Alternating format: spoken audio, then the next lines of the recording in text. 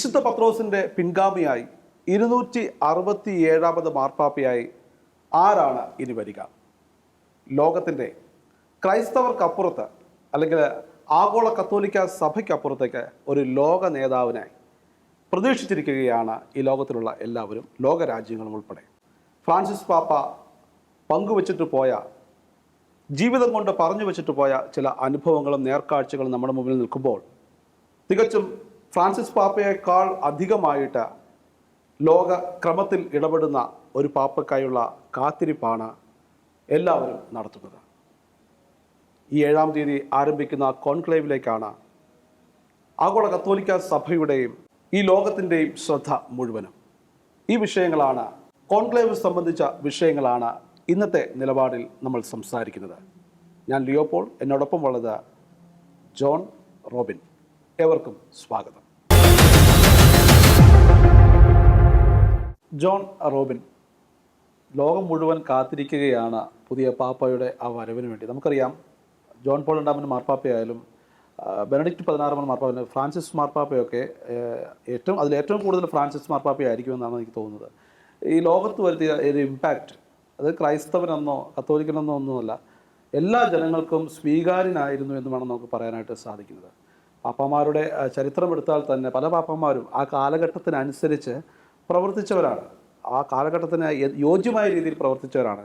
എങ്കിലും ചില എതിർപ്പുകളോ അല്ലെങ്കിൽ തെറ്റായ രീതിയിലുള്ള സംഭവങ്ങളൊക്കെ ഉണ്ടായിട്ടുണ്ട്. എന്നിട്ട് പോലും ലോകത്താകമാനം ഒരു വലിയ ശബ്ദമാകാൻ, ഒരു പ്രത്യേക രീതിയിൽ അഭിപ്രായങ്ങൾ പറയാനും അല്ലെങ്കിൽ അതിനൊരു പവറുള്ള, ഒരു കമാൻഡിങ് പവറുള്ള ഒരു വ്യക്തിത്വമായിട്ട് പാപ്പമാർ എപ്പോഴും മാറിയിട്ടുണ്ട്. 267ാമത്തെ പാപ്പയ്ക്ക് വേണ്ടിയുള്ള കാത്തിരിപ്പാണ് ഇപ്പോൾ നമ്മൾ നടക്കുന്നത്. 7-ാം തീയതി കോൺക്ലേവ് വത്തിക്കാനിൽ ആരംഭിക്കുകയാണ്. നമുക്ക് പഴയ ചരിത്രത്തിലേക്ക് ഒന്ന് പോകേണ്ടതുണ്ട്. എന്താണ് കോൺക്ലേവ്? അതിനെക്കുറിച്ചൊക്കെ വിശദമായിട്ട് ജോൺ ഒന്ന് വിശദീകരിക്കാമോ? കോൺക്ലേവിൻ്റെ തുടക്കം പറഞ്ഞു കഴിഞ്ഞാൽ 13ാം നൂറ്റാണ്ടിലാണ് കോൺക്ലേവിൻ്റെ തുടക്കം വരുന്നത്. ശരിക്കും പറഞ്ഞാൽ അതുവരെ ഒരു പോപ്പിനെ ഇലക്ട് ചെയ്യുന്നൊരു കാലഘട്ടമായിരുന്നു. പക്ഷേ പിന്നീട് ഈ മെത്രാന്മാർക്ക് ഈ പോപ്പുമാരെ ഈ പറയുന്ന ഇലക്ട് ചെയ്യുന്ന കാര്യത്തിൽ ഭയങ്കര കൺഫ്യൂഷൻസ് ഉണ്ടായി. അതായത് പൊളിറ്റിക്കലായിട്ടുള്ള, ഇക്കണോമിക്കലായിട്ടുള്ള, ജിയോഗ്രാഫിക്കലായിട്ടുള്ള ഭയങ്കര ഇൻഫ്ലുവൻസ്. അപ്പോൾ ഏത് പാപ്പനെ തിരഞ്ഞെടുക്കണം എന്നുള്ളത് അവരുടെ ഇടയിൽ തന്നെ ഒരു ചർച്ചാ വിഷയമായിട്ട് മാറിയിട്ടുണ്ടായിരുന്നു. ഈ കാലഘട്ടത്തിൽ കൃത്യം പറഞ്ഞാൽ 1276 ആ സമയത്തൊക്കെ ഏകദേശം ഒരു 3 വർഷത്തോളം 1278 തൊട്ട് 1281 കാലഘട്ടം വരെ 3 വർഷം പാപ്പ ഇല്ലാത്തൊരു കാലഘട്ടം ഉണ്ടായിരുന്നു. അപ്പോൾ ഈ കാലഘട്ടത്തിൽ ഒരു പാപ്പേനെ തിരഞ്ഞെടുക്കാൻ വേണ്ടിയിട്ടുള്ള പരിശ്രമങ്ങൾ നടന്നുകൊണ്ടിരിക്കുകയാണ്. അപ്പോൾ പ്രധാനപ്പെട്ട ഈ കോൺക്ലേവ് എന്ന് പറഞ്ഞാൽ, ശരിക്കും പറഞ്ഞാൽ അതിൻ്റെ അർത്ഥം തന്നെ, കോൺക്ലേവ് എന്ന് പറഞ്ഞ അർത്ഥം തന്നെ ലാറ്റിനിൽ ക്ലാവ് എന്നാണ് അർത്ഥം വരുന്നത്. എന്ന് വെച്ചാൽ വിത്ത് എ കീ, അതായത് ഒരു കീയുടെ ഉള്ളിൽ, അതായത് ഒരു റൂമിൻ്റെ ഉള്ളിൽ മെത്രാന്മാരെ അല്ലെങ്കിൽ കർദിനാൾസിനെ ലോക്ക് ചെയ്തിട്ടേക്കാണ്. അപ്പോൾ ഈ ലോക്ക് ചെയ്തിട്ടുള്ള കർദിനാൾസിന് ഈ പുതിയ പാപ്പേനെ തിരഞ്ഞെടുക്കാനുള്ള അധികാരമുണ്ട്. അപ്പോൾ ഇതിൻ്റെ ഒരു ഹിസ്റ്ററി എന്ന് പറയുമ്പോൾ ഈ 3 വർഷം, അതായത് 1278 തൊട്ട് 1281 വരെയുള്ള കാലഘട്ടങ്ങളിൽ 3 വർഷം പാപ്പില്ലായിരുന്നു പറഞ്ഞു, ഒരു പാപ്പയുടെ ക്ലെമൻ്റ് പാപ്പയുടെ മരണത്തിന് ശേഷം. അപ്പോൾ പുതിയ പാപ്പനെ തിരഞ്ഞെടുക്കാൻ വേണ്ടി ഈ കർദിനാൾസിനെ എല്ലാം പബ്ലിക് എന്ത് ചെയ്തു എന്ന് പറഞ്ഞാൽ ഒരു പാലസിനുള്ളിൽ കൂട്ടിയിട്ടേക്കായിരുന്നു. എന്ന് പറഞ്ഞാൽ അടച്ചിട്ടു, ലോക്ക് ചെയ്തിട്ടു. അവർക്ക് ഭക്ഷണവും വെള്ളവും ഒന്നും കൊടുക്കാതെ ലോക്ക് ചെയ്തിട്ടു. ഇതിന് വേണ്ടിയിട്ടാണെന്ന് വെച്ചാൽ ഇത്രേ ഉള്ളൂ, ഒരു പാപ്പനെ തിരഞ്ഞെടുക്കാൻ വേണ്ടിയിട്ട്. അവിടെ നിന്നാണ് ഈ പറയുന്ന കോൺക്ലേവ് എന്ന് പറഞ്ഞൊരു ഈ പറയുന്ന ഒരു പാരമ്പര്യത്തിൻ്റെ തുടക്കം. പക്ഷേ അത് ശരിക്കും പ്രാബല്യത്തിൽ വന്നത് 1276 ആ കാലഘട്ടങ്ങളാണ്. ശരിക്കും പറഞ്ഞാൽ 84 ആ കാലഘട്ടങ്ങളാണ് ശരിക്കും പറഞ്ഞാൽ കോൺക്ലേവ് എന്ന് പറഞ്ഞാൽ എക്സാക്ട്ലി അതിൻ്റെ ഒരു എന്താ പറയുക, അത് ശരിക്കും ഒരു പാരമ്പര്യമായിട്ട് വന്നേ. അതിനു മുമ്പ് വരെ കോൺക്ലേവ് എന്ന് പറഞ്ഞൊരു വസ്തുത ഉണ്ടായിരുന്നില്ല. പിന്നെ ഓരോ കാലഘട്ടങ്ങളിൽ കോൺക്ലേവ് നടത്തപ്പെട്ടു വന്നു. പിന്നീട് സിസ്റ്റൈൻ ചാപ്പലിലാക്കി. അപ്പോൾ സിസ്റ്റൈൻ ചാപ്പലിൻ്റെ ഒരു ഹിസ്റ്ററി പറയുകയാണെങ്കിൽ 1473 ആ കാലഘട്ടങ്ങളിലോട്ടാണ് സിസ്റ്റൈൻ ചാപ്പൽ നിർമ്മിച്ചു തുടങ്ങിയിരിക്കുന്നത്. പോൾ 626 എന്ന് പറഞ്ഞൊരു എന്ന പേരിലുള്ള മാർപ്പാപ്പയാണ് ഈ പറയുന്ന സിസ്റ്റൈൻ ചാപ്പൽ പണി കഴിപ്പിച്ചത്. അപ്പോൾ അത് പണി കഴിപ്പിക്കേണ്ട പ്രധാന ഉദ്ദേശം ഒന്നത് പോപ്പിൻ്റെ പ്രൈവറ്റ് ചാപ്പലിന് വേണ്ടിയിട്ടായിരുന്നു. രണ്ടാമത്തത് വേണ്ടിയിട്ട് പ്രധാനപ്പെട്ട ഫംഗ്ഷൻസ്, ഇമ്പോർട്ടൻ്റ് ആയ ഫംഗ്ഷൻസ് നടത്താൻ വേണ്ടിയിട്ടായിരുന്നു. മൂന്നാമത്തെ പ്രധാനപ്പെട്ട ഫംഗ്ഷൻ എന്ന് വെച്ച് കഴിഞ്ഞാൽ, മൂന്നാമത്തെ പ്രധാന കാര്യം എന്ന് വെച്ചാൽ കോൺക്ലേവ് എന്ന് പറഞ്ഞാൽ രഹസ്യ സ്വഭാവം സൂക്ഷിക്കുന്ന ഈ കോൺക്ലേവ് നടത്താൻ വേണ്ടിയിട്ടാണ് ഈ പോപ്പ് 626 ഈ പറയുന്ന സിക്സ്റ്റൈൻ ചാപ്പൽ പണി കഴിപ്പിച്ചത്. ജോൺ പോൾ രണ്ടാമൻ്റെ കാലഘട്ടത്തിന് മുമ്പ് വരെ സിസ്റ്റൈൻ ചാപ്പലിൽ കർദിനാൾമാർ മുഴുവൻ സമയവും താമസിക്കുകയും പ്രാർത്ഥിക്കുകയും പോപ്പിനെ തിരഞ്ഞെടുക്കുകയും ചെയ്യുന്നൊരു അവസ്ഥയായിരുന്നുള്ളത്. ജോൺ പോൾ രണ്ടാമനാണ് ഈ സാന്താ മാർത്തയിലേക്ക് കർദിനാൾമാരെ താമസം മാറ്റിയതും അതോടൊപ്പം തന്നെ കുറച്ച് അയവൊക്കെ വരുത്തിയത് അല്ലേ? അതെ അതെ, തീർച്ചയായിട്ടും. അപ്പോൾ അതായത് പ്രധാനപ്പെട്ട ഉദ്ദേശം എന്ന് പറഞ്ഞാൽ ഈ കോൺക്ലേവിന് മുൻപായിട്ട് സിസ്റ്റൈൻ ചാപ്പിൽ പ്രവേശിക്കുന്ന കർദിനാൾസ് എല്ലാം ഒരു ഓത്ത് ഓഫ് സീക്രസി, വളരെ ഇമ്പോർട്ടൻ്റ് ആയ ഫാക്ടറാണ്. അതായത് ഒരു ഓത്ത് ഓഫ് സീക്രസി, അതായത് ഞങ്ങൾ തിരഞ്ഞെടുക്കുന്ന അല്ലെങ്കിൽ ഞങ്ങൾ ചെയ്യുന്ന ഈ പ്രവൃത്തിയിൽ യാതൊരുവിധ പബ്ലിക് ഇൻ്റർഫിയറൻസ് ഉണ്ടാവില്ല എന്നുള്ളൊരു തീരുമാനത്തിന് കീഴിലാണ് അതായത് ഓത്ത് ഓഫ് സീക്രസി എടുക്കുന്നത്. അപ്പോൾ ഓത്ത് ഓഫ് സീക്രസി വളരെ ഇമ്പോർട്ടൻ്റ് ആയ കാര്യം.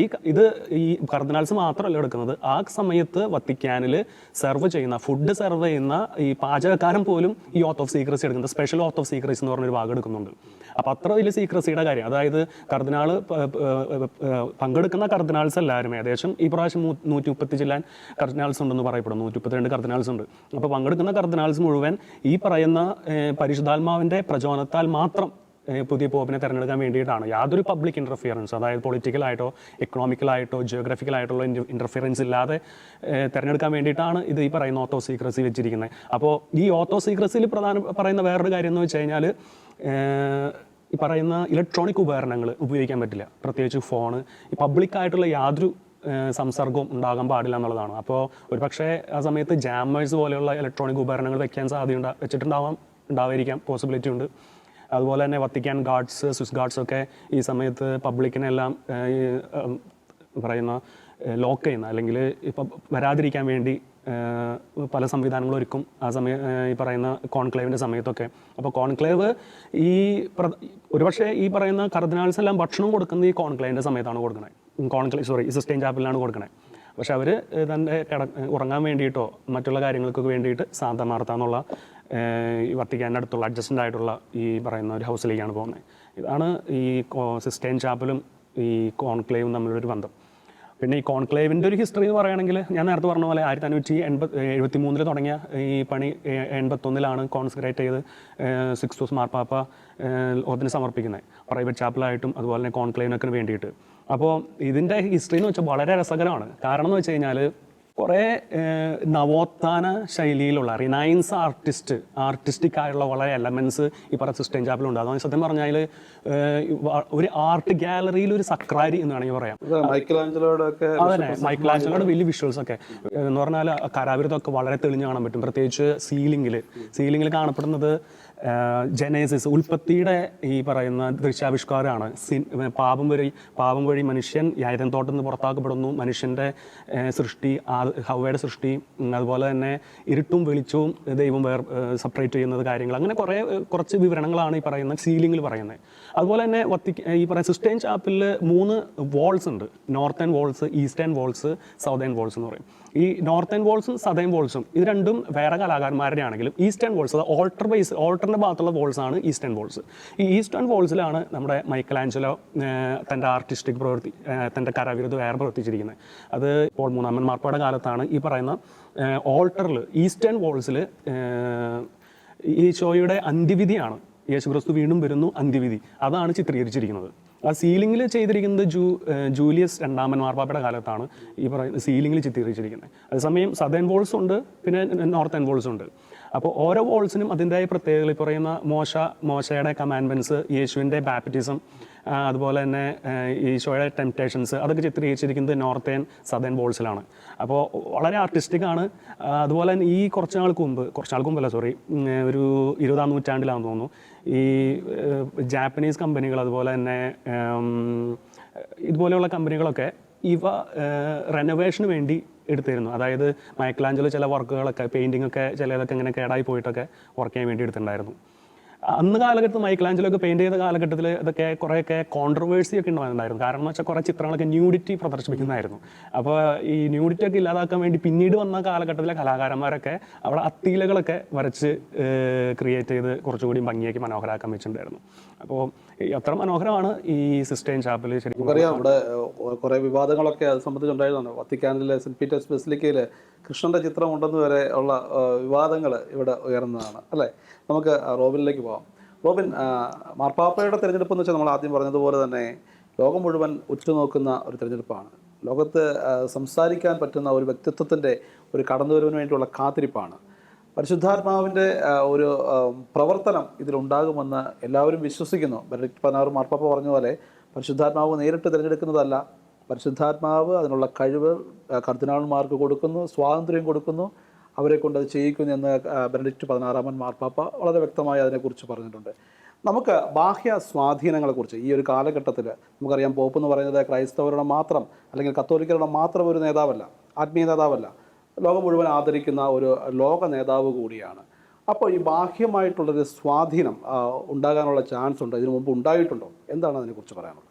ബാഹ്യമായിട്ടുള്ള സ്വാധീനങ്ങൾ ഒന്നും ഇല്ല എന്ന് തന്നെയാണ്. ഇതുവരെ അങ്ങനെയുള്ള ഒരു കാര്യങ്ങളെക്കുറിച്ചും ഒരിക്കലും പറഞ്ഞു കേട്ടിട്ടില്ല. ബാഹ്യമായ സ്വാധീനങ്ങൾ ഇല്ല എന്നുള്ളതാണ്. കാരണം ഒരു ഈ പേപ്പസിയിലേക്ക് എത്തുമ്പോഴുള്ള ഒരു പ്രധാനപ്പെട്ട കാര്യം എന്ന് പറയുന്നത്, ഇവർ കടന്നു വരുന്ന ഒരു പീരീഡുണ്ട്, ഒരു പഠനത്തിൻ്റെ പീരീഡ്. അതിനുശേഷം അച്ഛനായി, മെത്രാനായി, അങ്ങനെ കടന്നു വരുന്ന ആ പീരീഡുകൾ എന്ന് പറഞ്ഞു കഴിഞ്ഞാൽ എല്ലാം ഈ ഒരു പക്ഷേ കാത്തോലിസിസത്തിൻ്റെ ഏറ്റവും അടിസ്ഥാനപരമായ ആശയങ്ങളിലൂടെ കടന്നു പോയിട്ട് അവർ കയറി വരുന്നതാണ്. അപ്പോൾ ഒരു കർദിനാളായി അത്രയോ എത്തുമ്പോഴത്തേനും ഇപ്പോൾ ഏത് ഐഡിയോളജിയുടെ ഭാഗമായി, ഇപ്പം നമുക്കറിയാം ഈ USSRൻ്റെ കാലത്ത് പലപ്പോഴും കത്തോലിക്ക സഭയിലേക്ക് ഇൻഫിൽട്രേഷൻ നടത്തിയിരുന്നു. എന്ന് വെച്ചാൽ കത്തോലിക്ക സഭയെ സ്വാധീനിക്കുന്നതിന് വേണ്ടി പല അച്ഛന്മാരായി ആളുകളെ ഇൻഫിൽട്രേഷൻ നടത്തി, ഈ കമ്മ്യൂണിസത്തിൻ്റെ ചാരന്മാരായിട്ട്.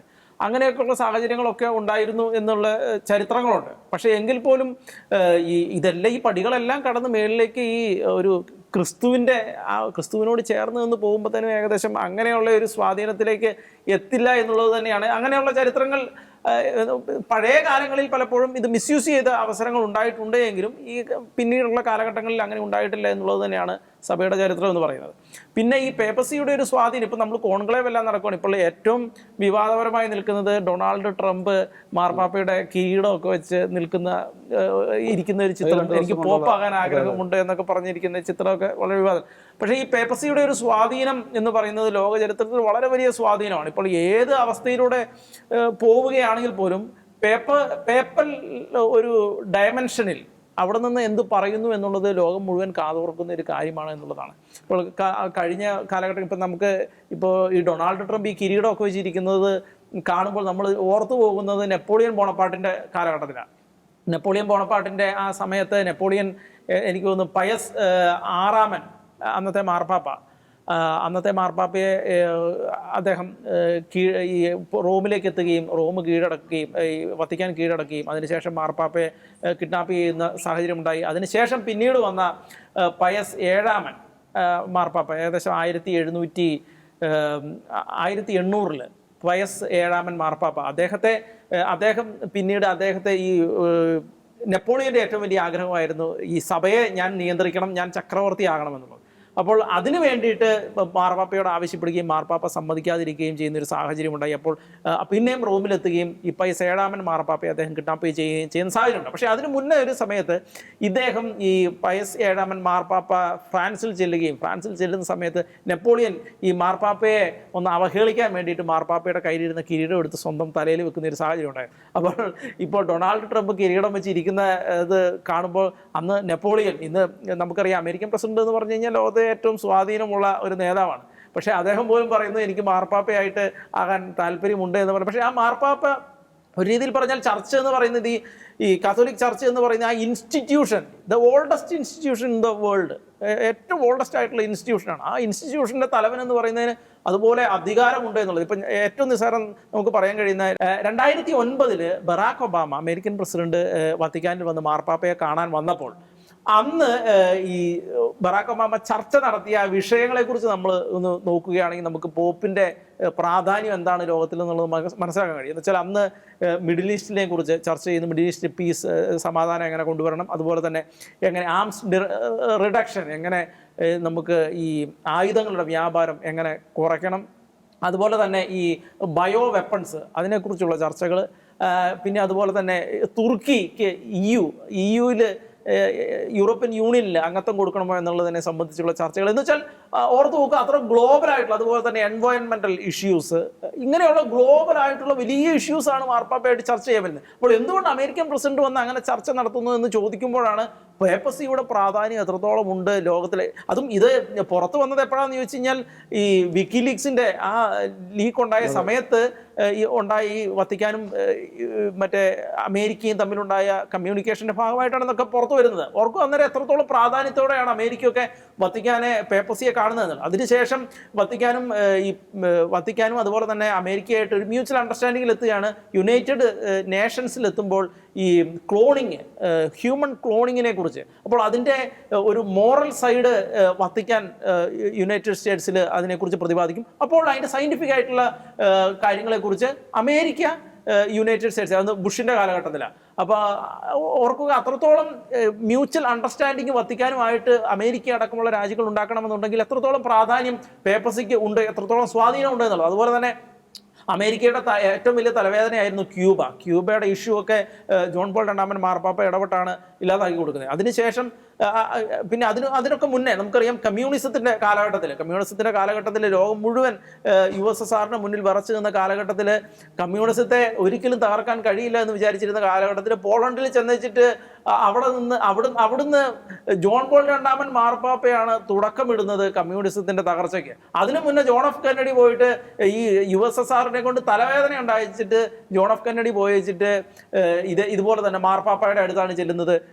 അങ്ങനെ അമേരിക്കയും ഈ മാർപ്പാപ്പയും തമ്മിൽ ഒരു മ്യൂച്വൽ അണ്ടർസ്റ്റാൻഡിങ്ങിലേക്ക് എത്തുകയാണ് കമ്മ്യൂണിസത്തിനെതിരെ പടം വരുത്താനായിട്ട്. അങ്ങനെ ജോൺ പോൾ രണ്ടാമൻ മാർപ്പാപ്പ വരുന്നു, കമ്മ്യൂണിസം കടപുഴകി വീഴുന്നു. അങ്ങനെ 1989 മിഖായേൽ ഗോർബച്ചേവ്, ഓർക്കുക, ഈ പുകൾപ്പെട്ട കമ്മ്യൂണിസത്തിന്റെ USSRന്റെ തലവൻ വന്നേച്ച് മാർപ്പാപ്പയെ കാണാൻ എത്തുന്ന സാഹചര്യം. അപ്പോൾ ഓർത്തു നോക്കുക എത്രത്തോളം സ്വാധീന വലയത്തിലൂടെയാണ് വത്തിക്കാനും പേപ്പസിയെല്ലാം കടന്നു പോകുന്നത്. കാര്യം പറഞ്ഞു കഴിഞ്ഞാൽ ഒരു 118 ഏക്കറിന്റെ വിസ്തീർണം ഉള്ളുവെങ്കിലും ലോകം മുഴുവൻ, അതായത് ഈ അമേരിക്കയുടെ അംബാസഡർ ഒരു പ്രാവശ്യം അമേരിക്കയിലേക്ക് ഒരു മെസ്സേജ് അയച്ചത് ഇപ്രകാരമാണ്. എന്ന് വെച്ചാൽ ലോകത്തിലെ എല്ലാ സ്ഥലങ്ങളിലും സ്വാധീനമുള്ള, റെപ്രസെൻറ്റേറ്റീവ് ഉള്ള അപൂർവമായ ഒരു രാജ്യമാണ് വത്തിക്കാൻ എന്നുള്ളത്. കാര്യം 118 ഏക്കറേ ഉള്ളൂ, പക്ഷേ ലോകമാസകലം വ്യാപിച്ചു കിടക്കുകയാണ്. എന്ന് വെച്ചാൽ പല രാജ്യങ്ങളിലും വോട്ടവകാശമുള്ള ആളുകളുടെ റെപ്രസെൻറ്റേറ്റീവ് എന്ന് പറയുന്നത് മാർപ്പാപ്പയാണ്. അപ്പോൾ അങ്ങനെ അത്ര വലിയ സ്വാധീനം ഉണ്ട് എന്നുള്ളതാണ് ഏറ്റവും പ്രധാനപ്പെട്ട കാര്യം. അതുപോലെ തന്നെ USSR ഒരിക്കൽ മാർപ്പാപ്പയെ പരിഹസിച്ചത് ഓർക്കുകയാണ്. ജോൺ പോൾ രണ്ടാമൻ മാർപ്പാപ്പയെ പരിഹസിച്ചത് എങ്ങനെയാണ്, വത്തിക്കാനെ കൂടി സമാധാനത്തിൻ്റെ കാര്യങ്ങളിൽ ചർച്ച നടത്താൻ നിയോഗിക്കണം എന്ന് പറഞ്ഞപ്പോൾ വത്തിക്കാൻ എന്ത് വത്തിക്കാൻ സൈന്യമുണ്ടോ, എന്താണ് വത്തിക്കാൻ ഉള്ളത് എന്ന് പരിഹസിച്ച അതേ ആളുകൾ തകർന്നു വീണത് പേപ്പസിയുടെ മുന്നിലാണ് എന്നുള്ളൊരു ചരിത്രം കൂടിയാണ്. അപ്പം അങ്ങനെ വന്നു കഴിയുമ്പോഴാണ് നമുക്ക് എത്രത്തോളം പ്രാധാന്യമാണ് ഈ കോൺക്ലേവ്. കാര്യം 134 കർദിനാളന്മാർ ഇരുന്നാണ് അടുത്ത തലവനെ തിരഞ്ഞെടുക്കുന്നത് എങ്കിൽ പോലും ആ തലവന് ലോകത്തിൽ ഉണ്ടാക്കാൻ കഴിയുന്ന സ്വാധീനം എന്ന് പറയുന്നത് വളരെ ഭീകരമാണ്. കാരണം ഒരുപക്ഷെ നമ്മൾ ഇപ്പം ഏറ്റവും അടുത്ത ഉദാഹരണം എടുത്തു ഫ്രാൻസിസ് മാർപ്പാപ്പയുടെ കാര്യം. ഈ അഭയാർത്ഥികളായിട്ട് നമുക്കറിയാം കുറേ പൊളിറ്റിക്കൽ ഇസ്ലാമിൻ്റെ ആളുകളും കുറേ ഇസ്ലാമിക തീവ്രവാദികളും എല്ലാം കുടിയേറിയ ആളുകളുടെ കൂട്ടത്തിലുണ്ട്. പക്ഷേ എത്രയോ സാധാരണക്കാരായ മനുഷ്യരുണ്ട്, കഷ്ടപ്പെടുന്ന മനുഷ്യരുണ്ട്. അവർക്ക് വേണ്ടി ആരെങ്കിലും സംസാരിച്ചോ? ആരും സംസാരിക്കാനുണ്ടായിരുന്നില്ല, ഒരു മനുഷ്യനും സംസാരിക്കാനുണ്ടായിരുന്നില്ല. അതുപോലെ തന്നെ സൗദി അറേബ്യ അടക്കമുള്ള ഇസ്ലാമിക രാജ്യങ്ങൾ അവരെ ആ രാജ്യത്തേക്ക് കയറ്റുക പോലും ഇല്ലായിരുന്നു. ആരും സംസാരിക്കാനില്ലാത്ത ആ പാവപ്പെട്ട മനുഷ്യർക്ക് വേണ്ടി സംസാരിക്കാൻ പോപ്പ് മാത്രമേ ഉണ്ടായിരുന്നുള്ളൂ. പക്ഷേ ആ ശബ്ദത്തിൻ്റെ ആ ഒരു പവർ എന്ന് പറയുന്നത് ആ മനുഷ്യർക്ക് അഭയം കിട്ടി എന്നുള്ളതാണ്. ആ പാവപ്പെട്ട മനുഷ്യർക്ക് അഭയം കിട്ടി എന്നുള്ളതാണ് ആ ശബ്ദത്തിൻ്റെ പവർ എന്ന് പറയുന്നത്. അപ്പോൾ അത്രത്തോളം സ്വാധീനമുള്ള, ഇതുപോലെ ഏറ്റവും സമൂഹത്തിൻ്റെ അടിത്തട്ടിൽ കിടക്കുന്നവരെക്ക് വേണ്ടി പോലും ശബ്ദമുയർത്താൻ സ്വാധീനമുള്ള ആ ശബ്ദം എന്ന് പറയുന്നത് നമ്മൾ പലപ്പോഴും പറയുന്നത് ലോകത്തിൻ്റെ മനസാക്ഷിയുടെ ശബ്ദം എന്നാണ്. ആ ശബ്ദത്തിൻ്റെ പവർ എന്ന് പറയുന്നത് അതാണ് ഈ പേപ്പസിയുടെ പവർ എന്ന് പറയുന്നത്. അപ്പോൾ ഏത് രാജ്യമാണെങ്കിലും എല്ലാ രാജ്യങ്ങളും അവിടെ നിന്ന് വരുന്ന ഒരു ശബ്ദത്തിന് വേണ്ടി കാതോർക്കുന്നു. അതിനെ മറികടക്കാൻ അവർക്ക് ഒരുപാട് ബുദ്ധിമുട്ടേണ്ടി വരുന്നു. മറികടന്നാൽ പോലും മറികടക്കാൻ ഒരുപാട് ബുദ്ധിമുട്ടേണ്ടി വരുന്നു എന്നുള്ളത് പേപ്പസിയുടെ ഒരു പവർ തന്നെ. അത് ചരിത്രത്തിൽ ഉടനീളം പേപ്പസി ആ പവർ കീപ്പ് ചെയ്തിട്ടുണ്ട്. ഇന്ന് പലപ്പോഴും പറയുന്നുണ്ട് കമ്മ്യൂണിസം ആണെങ്കിലും ഇപ്പോൾ സെക്യുലറിസം ആണെങ്കിലും സഭയെ ഒരുപാട് തകർത്തു എന്ന് പറയുന്നു, സഭയുടെ ശക്തി തകർത്തു എന്ന് പറയുന്നു. അതുപോലെ തന്നെ ഈ ബാഹ്യശക്തികൾ, അതുപോലെ തന്നെ ഈ ആധുനിക കാലഘട്ടത്തിൽ പലപ്പോഴും ഫ്രീമേസൺ, അതുപോലെ ഡീപ് സ്റ്റേറ്റ്, അതുപോലെ ഇല്ലുമിനിറ്റി, അതുപോലെ തന്നെ സൈറ്റാനിക്, അതുപോലെ തന്നെ നിരീശ്വരവാദം, ആധുനിക നിരീശ്വരവാദം അടക്കമുള്ള കാര്യങ്ങൾ സഭയെ വ്യാപകമായി തകർക്കാൻ ശ്രമിക്കുന്നുണ്ടെങ്കിൽ പോലും ഇന്നും പേപ്പസിയുടെ പവർ എന്ന് പറയുന്നതിന് 10 മടങ്ങ് വർദ്ധിച്ചുകൊണ്ടിരിക്കുന്നു എന്നുള്ളതിന് അപ്പുറത്ത് അതിനെ ഇടിച്ചു താത്താനും ഇല്ലായ്മ ചെയ്യാനും ആർക്കും കഴിയുന്നില്ല എന്നുള്ളതാണ് വാസ്തവം. അപ്പോൾ അതുകൊണ്ട് തന്നെ ഈ കോൺക്ലേവിൻ്റെ പ്രാധാന്യം എന്ന് പറയുന്നത് ഇപ്പോൾ പല യുദ്ധങ്ങളും നടക്കുന്നു. ഇപ്പോൾ ഇന്ത്യയും പാകിസ്ഥാനും തമ്മിൽ സംഘർഷം ഉണ്ടാകാൻ പോകുന്നു. അതുപോലെ തന്നെ മിഡിൽ ഈസ്റ്റിൽ സംഘർഷം, അതുപോലെ റഷ്യ യുക്രൈൻ വാർ, അതുപോലെ തന്നെ സൗത്ത് ചൈന കടലിൽ വാർ നടക്കാൻ പോകുന്ന അന്തരീക്ഷം, ഇങ്ങനെയെല്ലാം കലുഷിതമായി നിൽക്കുന്ന ഈ കാലഘട്ടത്തിൽ അടുത്ത പോപ്പ് ആരാണ് എന്നുള്ളത് എല്ലാവരും ഉറ്റുനോക്കിയിരിക്കുന്നു എന്നുള്ളതാണ് വാസ്തവം. അതുകൊണ്ട് തന്നെ കോൺക്ലേവും വരുന്ന മാർപ്പാപ്പയും ലോകത്തിൻ്റെ ഭാഗതയും നിർണ്ണയിക്കാൻ പോകുന്ന ഏറ്റവും അഭിവാജ്യമായ അടിസ്ഥാനമായ ഘടകങ്ങളാണ് എന്ന് തന്നെ നമുക്ക് പറഞ്ഞു വെക്കേണ്ടി വരും. റോബിൻ പറഞ്ഞത് വളരെ ശരിയാണ്. ഇപ്പോൾ തന്നെ നമുക്കറിയാം ഈ ഗാസയിൽ എല്ലാ ദിവസവും വിളിച്ച് അവിടുത്തെ വിശേഷം സംസാരിച്ചിരുന്ന ഒരു പാപ്പായിരുന്നു ഫ്രാൻസിസ് മാർപ്പാപ്പ എന്ന് പറയുന്നു. അപ്പോൾ അതുവരെ വേറെ രീതിയിൽ വക്രീകരിച്ചുകൊണ്ടാണ് നമ്മുടെ ഇവിടുത്തെ ചില മാധ്യമങ്ങളും ചില ആളുകളൊക്കെ അതിനെപ്പറ്റി സംസാരിക്കുന്നത്. കാരണം ഗാസയിൽ മാർപ്പാപ്പ ഇടപെട്ട് അവിടുത്തെ വിശ്വാസി സമൂഹത്തോടാണ് പാപ്പ അവരുടെ സുഖ വിവരങ്ങൾ അന്വേഷിച്ചിരുന്നത്. അതുപോലെ തന്നെ മറ്റ് ഈ സമൂഹത്തിൽ അടിച്ചമർത്തപ്പെട്ടവർക്ക് വേണ്ടി പാപ്പ സംസാരിച്ചത് അത് കരുണയുടെ ബേസിൽ അല്ലെങ്കിൽ ക്രിസ്തുവിൻ്റെ സ്നേഹത്തെ പ്രതിയാണ് പാപ്പ അവരോട് അങ്ങനെ ഇടപെട്ടത്. അതൊക്കെ ഒരു തെറ്റിദ്ധരിപ്പിക്കപ്പെടുന്ന രീതിയിലുള്ള ഒരു ആംഗിളിൽ എടുക്കുന്നൊരു സമീപനം ചില മാധ്യമങ്ങളൊക്കെ എടുക്കുന്ന സാഹചര്യം ഉണ്ടായി. ഇനി വരുന്ന മാർപ്പാപ്പ ഇങ്ങനെയൊക്കെ ആയിരിക്കണം, അല്ലെങ്കിൽ ഫ്രാൻസിസ് പാപ്പയെ പോലെ ആകണം, അങ്ങനൊരു ഡിമാൻഡ് നമ്മുടെ സമൂഹത്തിൽ നിന്ന് വരാൻ ഉള്ള സാധ്യതയുണ്ടോ? അല്ല, അങ്ങനെയുള്ള ഡിമാൻഡുകൾക്ക് ചരിത്രപരമായ ഒരു അടിസ്ഥാനവുമില്ല എന്നുള്ളതാണ്. അതിൻ്റെ ഉള്ളിൽ ഏറ്റവും പ്രധാനപ്പെട്ട വസ്തുത എന്ന് പറയുന്നത് പോപ്പായി ഉള്ളിലേക്ക് പോകുന്നയാൾ കർദിനാളായി തിരിച്ചിറങ്ങി വരുന്നു എന്നുള്ളത് അക്ഷരാർത്ഥത്തിൽ ചരിത്രത്തിൽ നിന്നും പഠിച്ചൊരു പാഠമാണ്. കാരണം എന്താണെന്ന് വെച്ച് കഴിഞ്ഞാൽ ഓരോ കാലഘട്ടത്തിലും ആ കാലഘട്ടത്തിലെ ഏറ്റവും ശക്തമായി സഭയെ നയിക്കാൻ പറ്റുന്ന ആളുകൾ തന്നെയാണ് സഭയുടെ തലപ്പത്തെത്തിയിട്ടുള്ളത്. ഇപ്പം ഏറ്റവും ഉദാഹരണം ജോൺ പോൾ രണ്ടാമൻ മാർപ്പാപ്പ തന്നെയാണ്. അദ്ദേഹം കടന്നു വന്നത് ഈ കമ്മ്യൂണിസത്തിനെതിരെ എല്ലാം പടപൊരുതി ഈ അങ്ങനെയെല്ലാമാണ് ജോൺ പോൾ രണ്ടാമൻ മാർപ്പാപ്പ കടന്നു വരുന്നത്. ആ കടന്നു വന്ന ആ മനുഷ്യൻ്റെ ആ ഒരു ഉള്ളിലുള്ള ഒരു പവർ, ഇന്നേറ്റായിട്ടുള്ള ഒരു പവർ എന്ന് പറയുന്നത് വളരെ ഭീകരമായ പവറാണ്. കാരണം അത്രയും വലിയ USSRൻ്റെ എല്ലാം അടുത്ത് നിന്ന് ഓർക്കുക, പലപ്പോഴും അമേരിക്ക പോലും വത്തിക്കാനുമായിട്ട് വലിയ അടുപ്പം കാണിക്കുന്ന സാഹചര്യമില്ല, ആവശ്യത്തിന് വേണ്ടി മാത്രം അടുപ്പം കാണിക്കുന്നുണ്ട്. ആ സമയത്ത് ഒറ്റയ്ക്ക് നിന്ന് ഈ മനുഷ്യൻ ഈ വലിയ ഒരു സാമ്രാജ്യത്തെ, USSR എന്ന് പറയുന്ന ഒരു വലിയ സാമ്രാജ്യത്തെ ഒറ്റയ്ക്ക് കടപുഴകി വീഴ്ത്തുക എന്ന് പറയുമ്പോൾ ഓർത്തു നോക്കുക പരിശുദ്ധാത്മാവ് എത്രത്തോളം ശക്തമായിട്ടാണ് സഭയിൽ പ്രവർത്തിച്ചതെന്ന്. കാരണം സഭയെ അതുപോലെ പരിശുദ്ധ അമ്മയുടെ ഒരു വാഗ്ദാനമായിരുന്നു, റഷ്യ തിരിച്ചു വരും എന്നുള്ളത്. അക്ഷരാർത്ഥത്തിൽ അത് സംഭവിച്ചു. അതിനുവേണ്ടി ഓർക്കുക, കാലം കാത്തുവെച്ച രീതി എന്ന് പറയുന്നത് ഇതുപോലെ ജോൺ പോൾ രണ്ടാമൻ മാർപ്പാപ്പ എന്ന് പറയുന്നത് അതുപോലെ ശക്തനായ ഒരു മാർപ്പാപ്പയുടെ ഉദയമായിരുന്നു എന്നുള്ളതാണ്. അപ്പോൾ അതിൻ്റെ ഉള്ളിൽ നിന്നൊക്കെ നമുക്ക് ഇപ്പോൾ ഫ്രാൻസിസ് മാർപ്പാപ്പ പലപ്പോഴും സഭയുടെ ഫൈനാൻഷ്യലായിട്ടുള്ള ഒരുപാട് ആരോപണങ്ങൾ, ഫൈനാൻഷ്യലായിട്ടുള്ള വത്തിക്കാൻ ബാങ്കുമായിട്ട് ബന്ധപ്പെട്ട എല്ലാം നിലനിൽക്കുന്ന കാലഘട്ടത്തിലാണ് ഫ്രാൻസിസ് മാർപ്പാപ്പ വരുന്നതും അദ്ദേഹം കൃത്യമായിട്ട് കാർഡിനൽ പെല്ലിനെ അടക്കം നിയോഗിച്ച് കൃത്യമായിട്ട് എല്ലാം സുതാര്യമാക്കി, ഫൈനാൻഷ്യലായിട്ടുള്ള വത്തിക്കാൻ ബാങ്കും അടക്കമുള്ള കാര്യങ്ങൾ എല്ലാം സുതാര്യമാക്കി, അതുപോലെ ക്യൂരിയ അടക്കമുള്ള ആ ഒരു പവർ ഗ്രേഡ് അടക്കം എല്ലാം വളരെ ശുദ്ധീകരിക്കുന്ന സാഹചര്യം ഉണ്ടായി. അതിനുശേഷം അദ്ദേഹം ലോകമാസകലം എത്രത്തോളം വലിയ സ്വാധീനം ഉണ്ടാക്കിയെന്ന് നമുക്കിപ്പോൾ അറിയാവുന്നതാണ്, നമ്മളത് പ്രത്യേകിച്ച് ചർച്ച ചെയ്യേണ്ട ആവശ്യമില്ലാത്തതാണ്. അപ്പോൾ അത്രയും ഈ കാലഘട്ടത്തിന് ആവശ്യമായിട്ടുള്ളൊരു മാർപ്പാപ്പയായിരുന്നു ഉണ്ടായത് ഫ്രാൻസിസ് മാർപ്പാപ്പ. അതിനു മുന്നേ ജോൺ പോൾ രണ്ടാമൻ മാർപ്പാപ്പ, അതിനുശേഷം നമുക്കറിയാം ബെനഡിക്റ്റ് 16-ാം മാർപ്പാപ്പ. എല്ലാവരും നമുക്ക് എണ്ണം പറഞ്ഞ ആളുകൾ എന്ന് വേണമെങ്കിൽ നമുക്ക് വിശേഷിക്കാവുന്ന രീതിയിലുള്ളതാണ്. അപ്പോൾ തീർച്ചയായിട്ടും അടുത്ത മാർപ്പാപ്പ എന്ന് പറയുന്നത് ഈ പുതിയ കാലഘട്ടത്തെ നയിക്കാൻ പ്രാപ്തനായിട്ടുള്ള, വളരെ വ്യക്തമായിട്ട് പരിശുദ്ധാത്മാവിൻ്റെ അഭിഷേകത്തോടുകൂടി എത്തുന്ന ഒരാളായിരിക്കുമെന്ന് നമുക്ക് ചരിത്രത്തിൻ്റെ നമുക്ക് ഒരു സ്പെക്കുലേഷൻ നടത്തുക, ഒരു വിശ്വാസത്തിൻ്റെ അങ്ങനെ ഒന്നും വേണ്ട. കൃത്യമായിട്ട് ചരിത്രത്തിൻ്റെ അടിസ്ഥാനത്തിൽ തന്നെ നമുക്ക് വ്യക്തമായിട്ട് പറയാൻ കഴിയുന്നതാണ്. കാര്യങ്ങൾ അപ്പോൾ വളരെ കൃത്യമാണ്. എന്ന് വെച്ചാൽ മീഡിയകൾക്ക് പലപ്പോഴും പല ഊഹാപോഹങ്ങളും ഉണ്ടാകും. പല മീഡിയകൾ ഊഹാപോഹങ്ങൾ നടത്തുന്നത് എപ്രകാരമാണ്? പലപ്പോഴും പവറിൻ്റെ അടിസ്ഥാനത്തിലാണ്. അത് എങ്ങനെ, ഏതൊക്കെ സ്ഥാനങ്ങളിൽ ഇരിക്കുന്നു, എങ്ങനെയാണ് അവരുടെ നിലപാടുകൾ എന്നൊക്കെ അടിസ്ഥാനപ്പെടുത്തിയാണ് പലപ്പോഴും ഊഹാപോഹങ്ങൾ നടത്തുന്നത്. പക്ഷേ ആ ഊഹാപോഹങ്ങൾക്കെല്ലാം അപ്പുറമാണ് മാർപ്പാപ്പയുടെ തെരഞ്ഞെടുപ്പ് എന്നുള്ളത് വളരെ വ്യക്തമാണ്. അതിപ്പം ഫ്രാൻസിസ് മാർപ്പാപ്പയുടെ കാര്യത്തിലാണെങ്കിലും അതുപോലെ തന്നെ ഏറ്റവും പ്രധാനം ജോൺ പോൾ രണ്ടാമൻ മാർപ്പാപ്പയുടെ കാര്യത്തിലാണ്. ആ മാർപ്പാപ്പ പിന്നീട് ഈ മാർപ്പാപ്പൻ്റെ കോൺക്ലേവിലേക്ക് വരുന്ന സമയത്ത് ആരും ശ്രദ്ധിക്കാതെ ഇരുന്ന ഒരു ആളാണ് ജോൺ പോൾ രണ്ടാമൻ മാർപ്പാപ്പ എന്ന് പറയുന്നത്. ഏതോ ഒരു ഫോട്ടോഗ്രാഫർ വെറുതെ ഒരു പാവം കർദിനാൾ കയറി വന്ന് കണ്ടപ്പോൾ വെറുതെ അദ്ദേഹത്തിൻ്റെ ഒരു ഫോട്ടോ എടുത്ത് വെച്ചു എന്നുള്ളതിനപ്പുറത്ത് ഒരു മീഡിയയും ശ്രദ്ധിക്കാതിരുന്ന ആളാണ്.